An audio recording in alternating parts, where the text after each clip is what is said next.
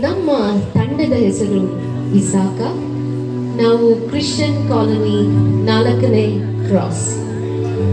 ನಾವು ಪ್ರಸ್ತುತಪಡಿಸುತ್ತಿರುವ ನಾಟಕ ದಾಸತ್ವದ ವಿಮೋಚನೆಯ ಮೂಲ. ನಮಗೆ ದೊರೆತಂತಹ ವೇದ ಭಾಗವು ವಿಮೋಚನೆಯ ಕಾಂಡ 1ನೇ ಅಧ್ಯಾಯ 8ನೇ ವಚನದಿಂದ 2ನೇ ಅಧ್ಯಾಯ 10ನೇ ವಚನದವರೆಗೆ.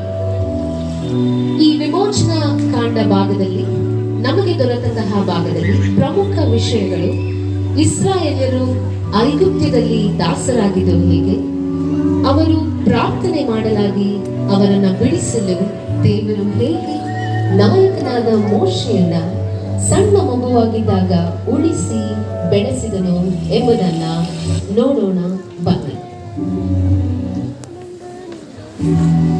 ಯಾಕೋಬನು ತನ್ನ ಮಗನಾದ ಯೋಸೇಫನು ಪ್ರಧಾನಮಂತ್ರಿಯಾಗಿದ್ದ ಐಗುಪ್ತ್ಯ ದೇಶಕ್ಕೆ ತನ್ನ ಉಳಿದ ಮಕ್ಕಳಿಗೆ ವಾಸ ಮಾಡಿದನು. ದೇವರು ಯಾಕೋಬರನ್ನು ಯೋಸೇಫರನ್ನು ಅಣ್ಣ ತಮ್ಮಂದಿರನ್ನು ಬಹಳವಾಗಿ ಆಶೀರ್ವದಿಸಿದನು. ಸ್ವಲ್ಪ ಕಾಲ ಕಳೆದಂತೆ ಯೋಸೇಫನ ಅಣ್ಣ ತಮ್ಮಂದಿರು ಮರಣ ಹೊಂದಿದರು. ಆದರೆ ಈ ಸಂತಾನವಾಗಿ ಅಭಿವೃದ್ಧಿ ಹೊಂದಿ ವಿಸ್ತಾರವಾಗಿ ಬೆಳೆದರು. ಆ ಪ್ರದೇಶವನ್ನೆಲ್ಲ ತುಂಬಿಕೊಂಡರು.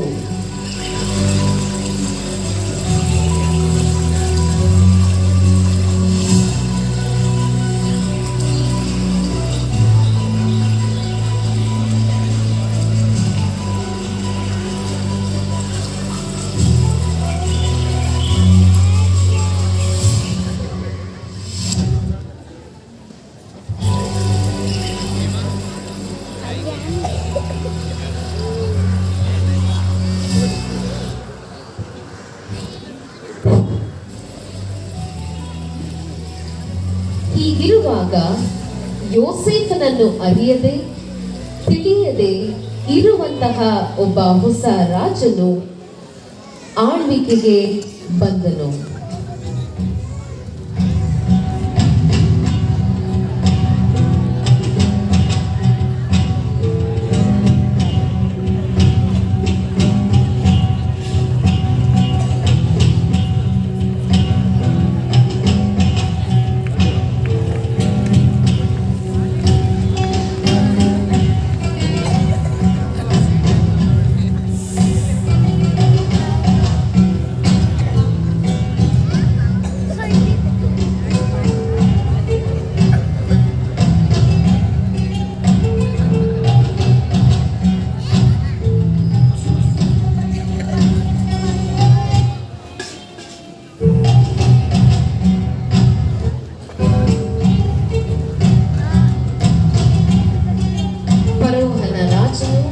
ಇಸ್ರಾಯೇಲರ ಜನಾಂಗವನ್ನು ಗಮನಿಸುತ್ತಾ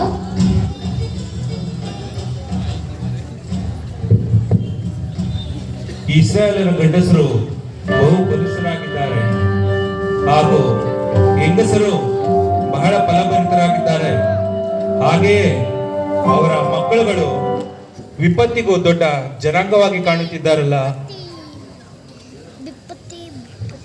ಆದರೆ ಇದರಿಂದ ಏನಾದರೂ ಅಪಾಯ ಆಗಿದೆ? ನಾಳೊಂದು ದಿನ ನಾವು ಶತ್ರುಗಳೊಟ್ಟಿಗೆ ಯುದ್ಧ ಮಾಡಲು ಹೋದಾಗ ಇವರೆಲ್ಲರೂ ಅವರೊಂದಿಗೆ ಸೇರಿ ನಮ್ಮನ್ನು ಸೋಲಿಸಿ ಬಿಟ್ಟರೆ? ಹಾಗಾದರೆ ಏನಾದರೂ ಆದರೆ ಏನು ಮಾಡೋಣ? ನಾನು ಹಾಗೆ ಆಗಲು ಬಿಡುವುದಿಲ್ಲ. ಇವರನ್ನು ನಿಧಾನವಾಗಿ ಹಿಡಿತಕ್ಕೆ ತಗೊಂಡು ಇವರನ್ನು ನಮ್ಮ ದಾಸರನ್ನಾಗಿ ಮಾಡಬೇಕು.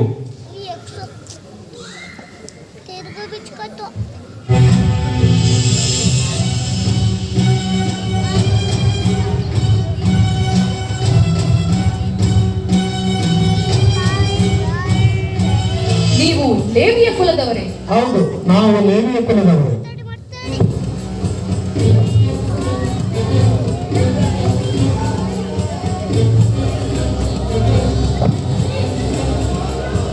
ಜನರನ್ನೆಲ್ಲ ಹಿಂಸಿಸಿ ಅಲ್ಲಿಂದ ಕರೆ ತಂದರು.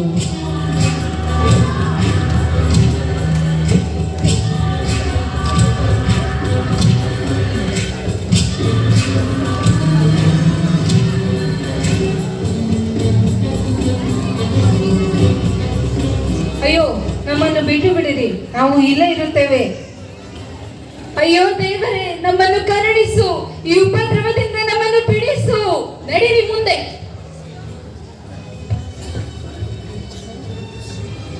ಸೈನಿಕರು ಜನರನ್ನು ಗದರಿಸುತ್ತಾ ಕರೆತಂದರು. ಫರೋಹನನ್ನು ಬಿಟ್ಟಿ ಕೆಲಸದಿಂದ ಉಪದ್ರವ ಪಡಿಸುವುದಕ್ಕಾಗಿ ಬಿಟ್ಟಿ ಮಾಡುವ ಅಧಿಕಾರಿಗಳನ್ನ ಅವರ ಮೇಲೆ ಇಟ್ಟು ಫರೋಹನನಿಗೆ ಪೀತೋಮ್, ರಾಮ್ಸೇಸ್ ಎಂಬ ಉಗ್ರಾಣ ಪಟ್ಟಣಗಳನ್ನು ಕಟ್ಟಿಸಿದನು.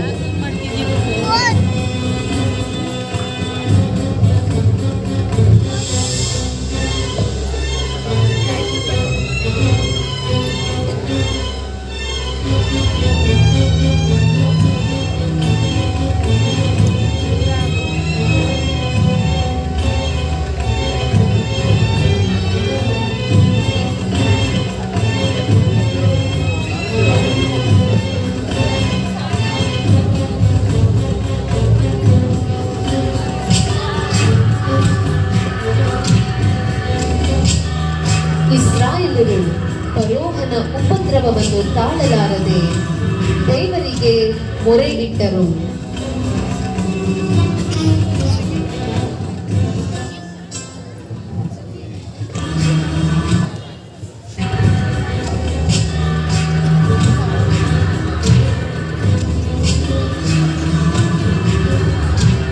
ಅಯ್ಯೋ ದೇವರೇ, ನಮ್ಮ ಮೇಲೆ ನಿನಗೆ ಕರುಣೆ ಇಲ್ಲವೇ? ದೇವರೇ, ಇನ್ನೆಷ್ಟು ನೀನು ಮೌನವಾಗಿರುವೆ? ನಮ್ಮನ್ನ ಕಾಪಾಡು. ಯೆಹೋವನೇ, ಅಬ್ರಹಾಂ, ಈಸಾಕ್, ಯಾಕೋಬರಿಗೆ ಮಾಡಿದಂತ ವಾಗ್ದಾನವನ್ನು ನೀನು ಮರೆತೆಯ? ನಮ್ಮನ್ನು ನೀನು ರಕ್ಷಿಸು, ಕರುಣಿಸು, ಈ ಬಾಧೆಯಿಂದ ನಮ್ಮನ್ನು ತಪ್ಪಿಸು. ಹೀಗೆ ಐಗುಪ್ತ್ಯರು ಇಸ್ರಾಯೇಲರ ಕೈಯಿಂದ ಕ್ರೂರವಾಗಿ ಸೇವೆ ಮಾಡಿಸಿಕೊಂಡರು. ಮಣ್ಣಿನ ಕೆಲಸದಲ್ಲಿಯೂ, ಇಟ್ಟಿಗೆ ಮಾಡುವ ಕೆಲಸದಲ್ಲಿಯೂ, ವ್ಯವಸಾಯದ ಎಲ್ಲ ವಿಧವಾದ ಕೆಲಸಗಳಲ್ಲಿಯೂ ಕಠಿಣವಾಗಿ ದುಡಿಸಿಕೊಂಡು ಅವರ ಜೀವಗಳನ್ನು ಬೇಸರಪಡಿಸಿದರು. ಅವರು ಅವರಿಂದ ಮಾಡಿಸಿದ ಎಲ್ಲ ಸೇವೆಯು ಬಹು ಕಠೋರವಾಗಿತ್ತು.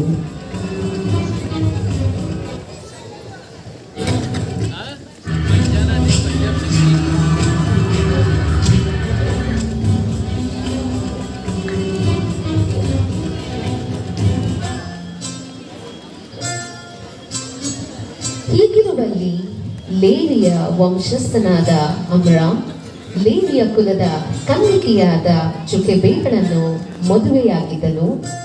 ಈ ಕುಟುಂಬವು ಮಗಳು ಮಿರ್ಯಾಮಳು ಕೂಡ ಈ ಉಪದ್ರವಗಳನ್ನು ಅನುಭವಿಸುತ್ತಿರುವಾಗ ದೇವರು ಆ ಕುಟುಂಬವನ್ನು ಆಶೀರ್ವದಿಸಲಾಗಿ ಜೊಕೆಬೇಳಳು ಗರ್ಭಿಣಿಯಾಗಿದ್ದಳು.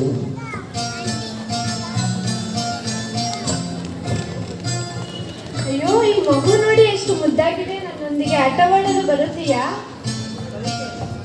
ಆಟವಾಡಲು ಈಗ ಸಮಯ ಕಡಿಮೆ ಇದೆ ಮಗು. ಇನ್ನೊಂದೆರಡು ತಿಂಗಳಲ್ಲಿ ನಿನಗೆ ತಮ್ಮನೋ ತಂಗಿಯೋ ಬರುವವರು, ಅವರೊಟ್ಟಿಗೆ ಆಟ ಆಡುವಂತೆ. ನಿನಗೆ ದಿನ ತುಂಬಿದಂತಿದೆಯೋ? ಹೌದು, ಇಂಥ ಪರಿಸ್ಥಿತಿಯಲ್ಲೂ ಯೆಹೋವನು ನನ್ನನ್ನು ಕರುಣಿಸಿದನು. ಆ ದೇವರು ನನ್ನ ಕೈಯನ್ನು ಬಿಡಲಿಲ್ಲ. ಓ, ಇಗೋ ಇಲ್ಲಿ ನೋಡಿ, ಇವರೇ ಸೂಲಗಿತ್ತಿಯರು, ಶಿಪ್ರ, ಹೋಗ. ಈ ಊರಿನಲ್ಲಿರುವವರಿಗೆಲ್ಲ ಹೆರಿಗೆಗೆ ಸಹಾಯ ಮಾಡುವವರು. ಹೌದು, ನಿಮಗೇನಾದರೂ ಅಂತ ಸಮಯ ಬಂದಾಗ ನಮ್ಮನ್ನು ಕೇಳಿಕೊಳ್ಳಿರಿ, ನಾವು ಸಹಾಯ ಮಾಡುತ್ತೇವೆ.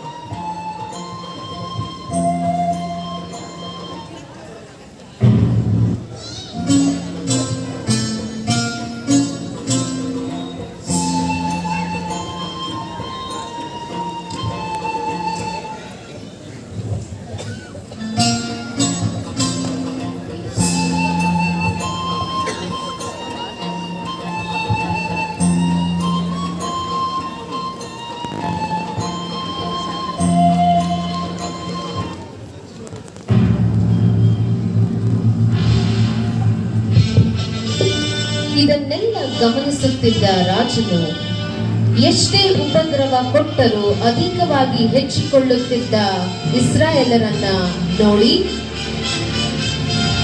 ಈ ಇಸ್ರಾಯೇಲರಿಗೆ ಎಷ್ಟೇ ಉಪದ್ರವ ಕೊಟ್ಟರೂ ಅವರು ಅಧಿಕೃತವಾಗಿ ಬೆಳೆಯುತ್ತಿದ್ದಾರಲ್ಲ. ವಿದ್ವಾಂಸರೇ, ನಿಮ್ಮ ಅನಿಸಿಕೆ ಏನು?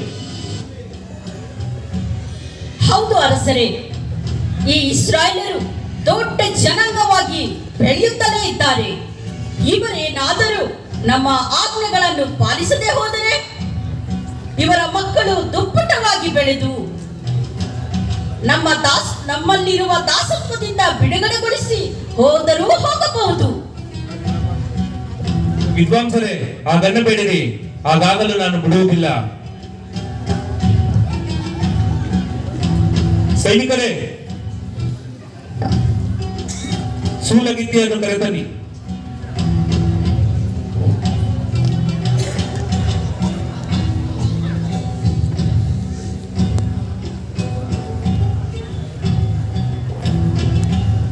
ಸೂಲಗಿತ್ತಿಯರು ಆಸ್ಥಾನಕ್ಕೆ ಬಂದರು.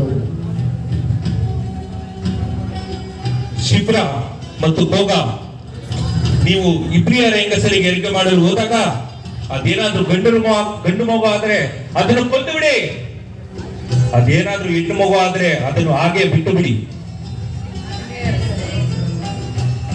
ಹಾಗೆಯೇ ಆಗಲಿ ಪ್ರಭು ಎಂದು ಹೇಳಿ ಸೂಲಗಿತ್ತಿಯರು ಆ ಸ್ಥಾನದಿಂದ ನಿರ್ಗಮಿಸಿದರು.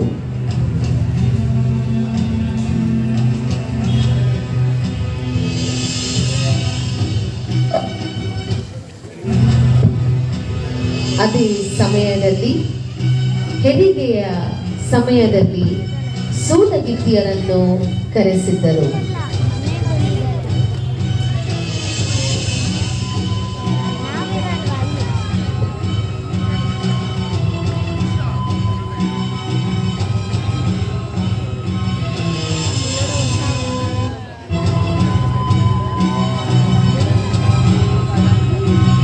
ಸೂಲಗಿತ್ತಿಯರು ಹೆರಿಗೆ ಮಾಡಿಸುತ್ತಿರುವಾಗ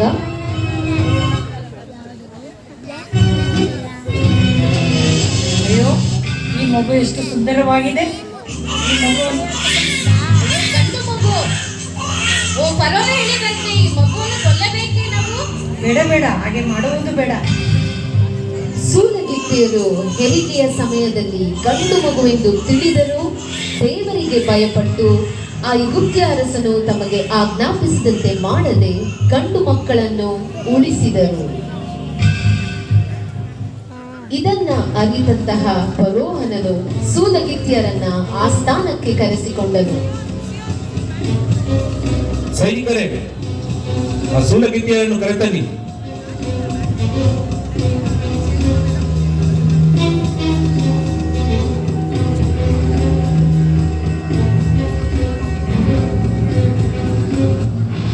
ಶಿಫ್ರ, ತೋಗ, ನೀವು ಗಂಡು ಮಕ್ಕಳನ್ನು ಕೊಲ್ಲದೆ ಹಾಗೆ ಬಿಟ್ಟಿದ್ದೇಕೆ? ನಿಮಗೆ ನಾನು ಏನೆಂದು ಹೇಳಿದ್ದೆನು? ಪ್ರಿಯ ಸ್ತ್ರೀಯರು ಐಗುಪ್ತ ಸ್ತ್ರೀಯರಂತಲ್ಲ. ಅವರು ಬಹಳ ಚುರುಕಾಗಿದ್ದಾರೆ. ಸೂಲಗಿತ್ತಿರು ಹೋಗೋ ಮುನ್ನವೇ ಅವರ ಮಕ್ಕಳನ್ನು ಹೆರುವರು. ಸೈನಿಕರೇ, ಈ ಕೂಡಲೇ ಇಬ್ರಿಯರ ಗಂಡು ಮಕ್ಕಳನ್ನೆಲ್ಲ ಆ ನೈಲ್ ನದಿಗೆ ಹಾಕಿಬಿಡಿ. ಹೆಣ್ಣು ಮಕ್ಕಳಾದ್ರೆ ಮಾತ್ರ ಬಿಡಿ. ಇದು ನನ್ನ ಆಜ್ಞೆ.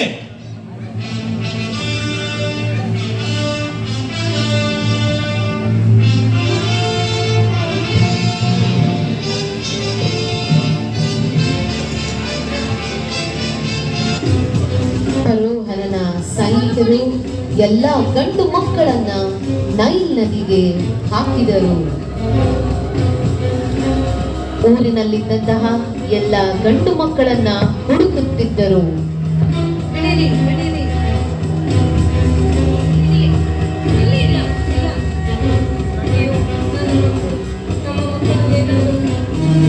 ಅದೇ ಸಮಯದಲ್ಲಿ ಮೋಶೆಯ ತಾಯಿ ಗಂಡು ಮಗುವನ್ನು ಹೆತ್ತಳು. ಅದು ಬಹಳ ಚೆಲುವಾದ ಮಗುವೆಂದು ತಿಳಿದು 3 ತಿಂಗಳ ಕಾಲ ಬಚ್ಚಿಟ್ಟಳು. ಇತ್ತ ಫರೋಹನನ ಮಗಳು ತನಗೆ ಮಕ್ಕಳೆಲ್ಲವನ್ನು ದೇವರಲ್ಲಿ ಬೇಡಿಕೊಳ್ಳುತ್ತಿದ್ದಳು.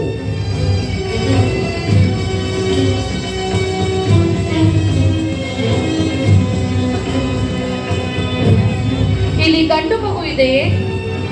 ನಮ್ಮ ಮನೆಯಲ್ಲಿ ಗಂಡು ಮಕ್ಕಳಿಲ್ಲ, ಬರೀ ಹೆಣ್ಣು ಮಕ್ಕಳು ಮಾತ್ರ.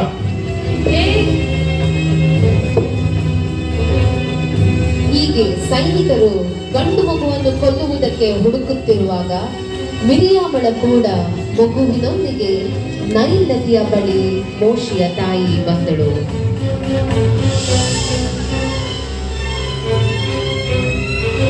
ಬಹಳ ಸಂಕಟದಿಂದ ಮಗುವನ್ನು ಜಂಬೂ ಹುಲ್ಲಿನ ಬುಟ್ಟಿಯಲ್ಲಿ ಮಲಗಿಸಿದಳು.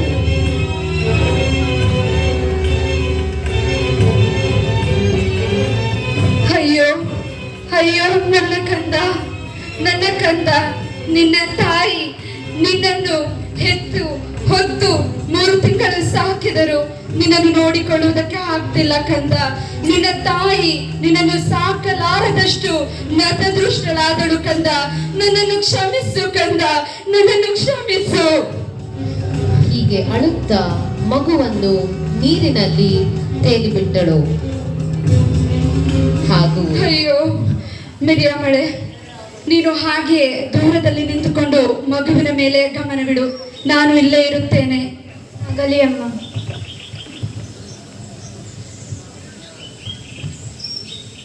ಇತ್ತ ಫರೋಹನ ಕುಮಾರ್ತೆಯು ಸ್ನಾನಕ್ಕಾಗಿ ನದಿಯ ಬಳಿಗೆ ಬಂದಳು.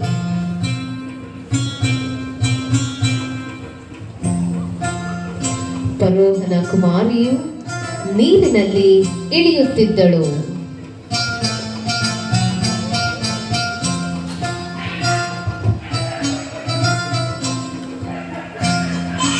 ರಾಜಕುಮಾರಿ, ನದಿಯಲ್ಲಿ ಮೊಸಳೆ ಇರಬಹುದು. ಹಾಗೆ ಹೇಳಬೇಡಿ. ಅಲ್ಲೇ ಇದ್ದಂತಹ ಬುಟ್ಟಿಯನ್ನ ಕಂಡು ಏನದು? ಅದೇನಿರಬಹುದು? ಅದನ್ನು ತೆಗೆದುಕೊಂಡು ಬನ್ನಿ. ಮಗು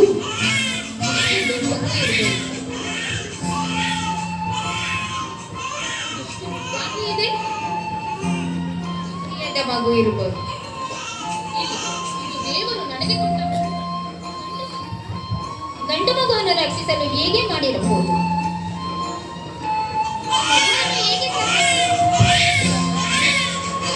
ರಾಜಕುಮಾರಿ, ಓ ಎಷ್ಟು ಸುಂದರವಾದ ಮಗು. ನಿನಗೋಸ್ಕರ ಈ ಕೂಸನ್ನು ಮೊಲೆ ಕೊಟ್ಟು ಸಾಕುವುದಕ್ಕೆ ಈ ಪ್ರಿಯ ಸ್ತ್ರೀಯಲ್ಲಿ ಒಬ್ಬ ದಾದಿಯನ್ನು ಕರೆತರಲೇ. ಆಹಾ, ಹಾಗೆ ಮಾಡು. ಹುಡುಗಿ ಹೋಗಿ ಕೂಸಿನ ತಾಯಿಯನ್ನೇ ಕರೆತಂದಳು. ಅಮ್ಮ ಅಮ್ಮ, ನೀನು ಬಾಮ್ಮ. ಏನಮ್ಮ? ಬಾಮ್ಮ. ಎಲ್ಲಿಗೆ? ಬಾಮ್ಮ. ನನಗೆ ಮಾಡಲು ಬಹಳಷ್ಟು ಕೆಲಸವಿದೆ. ಎಲ್ಲಿಗಮ್ಮ? ನೀನು ಬಾಮ್ಮ. ರಾಜಕುಮಾರಿ, ಇಲ್ಲಿ ನೋಡು, ದಾದಿಯನ್ನು ಕರೆತಂದಿರುವೆನು. ತೆಗೆದುಕೋ, ಇದು ನನ್ನ ಮಗು. ನೀನು ಸಾಕು ಇದನ್ನು. ನಾನು ನಿನಗೋಸ್ಕರ ಸಂಬಳವನ್ನು ಕೊಡುವೆನು. ಖುಷಿಯಿಂದ ಮಗುವನ್ನು ಸ್ವೀಕರಿಸುತ್ತಾ, ಹಾಗೆಯೇ ಆಗಲಿ ರಾಜಕುಮಾರಿ. ಹೀಗೆ ಸ್ತ್ರೀಯು ಕೂಸನ್ನು ತೆಗೆದುಕೊಂಡು ಸಾಕಿದಳು. ಸಮಯ ಕಳೆದಂತೆ ಹುಡುಗನು ಬೆಳೆದಾಗ ಅವನನ್ನು ಫರೋಹನನ ಕುಮಾರಿಯ ಬಳಿಗೆ ತೆಗೆದುಕೊಂಡು ಬಂದಳು.